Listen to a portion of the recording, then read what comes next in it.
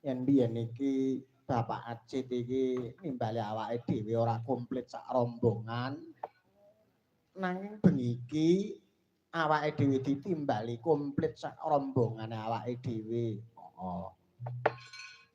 Gawan saka ngomah ya mula kabeh dipasrahke marang awake dhewe. Mula matur sembah nuwun, Nduk, wis diwenehi kesempatan. Lakone apa njaluk-njaluk. Lakone njaluk kok iki. Lakone apa? Sang Abiyasa. Kuwi critane piye? Wiwit lair nganti jumeneng dadi pendhita. Lah mau iki mau critane laire Abiyasa. Betul sekali. Lah terus bacute iki mengko sakuse Dewi Durgandini bali. Iki mengko terus piye? Ya mbuh. Mula yen kengko penonton ora nyimak tekan rampung ora ngerti Abiyasa ki gedene critane piye ora ngerti. Lan kabeh sing ndelok mesti bakal rugi. Masa iya. Yen ora ndelok nganti tekan rampung ki mesti rugi. Rugi. Sing rugi sapa? Awake dhewe. Lah kok ngono. Lah ora ana sing nonton omong dhewe. Ning wis diweling kok yo ngrebut cukup bujung wanci engko aja nganti parak esuk. Sing penting bakune didelok kok penonton kari 5, sangone 10 kae kerugian kon ngono, Nduk. Ning yo pagelaran bengi iki ndelok penontone nek isih awet tekan esuk ya engko wayangan.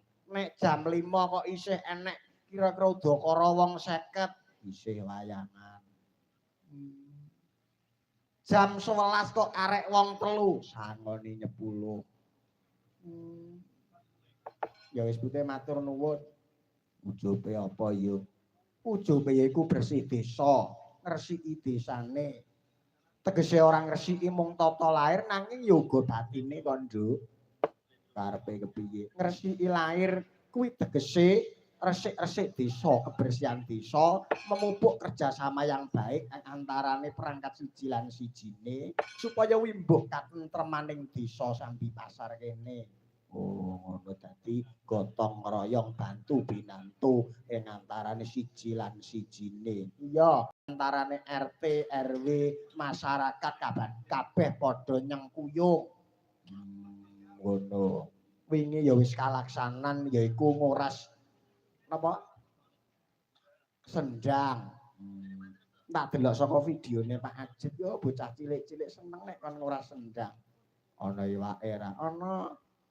Sampe tak mancing ning kono. Oh.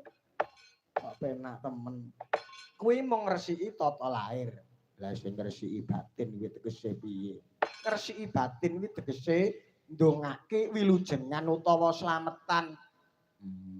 Slametan. Iya. Kuwi nyajeni demit. Sapa sing ngomong tak tutukane? Lah piye? Kuwi tegese mono sajen kuwi ora kok nyajeni demit nanging kuwi saka tembung sajian tegese sing disuguhke. Sing disuguhke ana kono kuwi wujude wulu pemetu bumi. Apa sing tinandur ana ing desa, ana ing dusun Sambi Pasar iki kabeh didadekke siji ana ing wilujengan kuwi ana gedhang, ana pari, pari dadine beras lan sak piturute. Kuwi pinangka tandha syukur marang Gusti. Iki lho olehe taun iki. Iki lho hasile taun iki. Pinangka dadi seksi kalamun toh syukur marang sing gawe jagat iki, sing menehi sandang lan pangan iki. Dadi ora nyajeni demit, ora ana. Kuwi apa tumon demit kok doyan gedang raja? Enek. Masa endi? Ae mburi lemu gedang raja doyan. Panggah kuwi wae. Mula ya matur sembah nuwun awak dhewe back to back ditimbali kembali ana ing kene. Ya, nganggo basa Inggris barang. Heeh. Mula iki sadurunge ngancik wigati iki perkenalan luwih dhisik siji mbaka siji sapa ta warangganane bengi iki. Ya, wiwit saka tengenku dhewe. Monggo, wilujeng dalu Mbak, paring asma sinten?